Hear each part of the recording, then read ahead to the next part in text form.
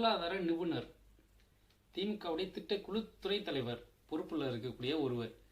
அவர் சொன்னது தான் இப்போ வர வைரலாக போயிட்டுருக்கு. என்னென்னா, சமீபத்தில் ஒரு நேர்காணலில், அதாவது ஒரு தனியார் யூடியூப் சேனல் நேர்காணலில் அவர் பேசியிருப்பார்.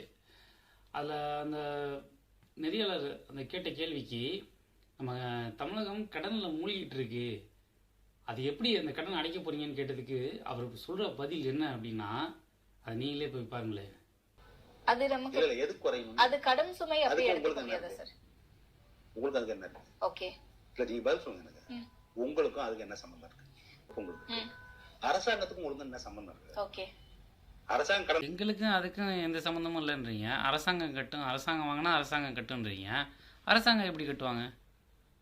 பணம் எங்கேயும் இந்த அரசாங்கத்துக்கு வரும்? எங்களுடைய வரி பணம் தானே. இல்லை அரசாங்கம் என் மக்களை சாராத ஏதாவது ஒரு தொழில் பண்ணுதா? இல்லை ஏதாவது ஒரு வருமானத்தை ஈட்டுதா? இல்லை, அரசாங்கத்துடைய வருமானங்கிறது எங்களுடைய வரி பணம், நாங்கள் கொடுக்குற வரி பணம், அதுலேருந்து தானே வருது. அப்படி எப்படி மக்களுக்கு அது சம்மந்தம் இல்லை அப்படின்னு சொல்லலாம்?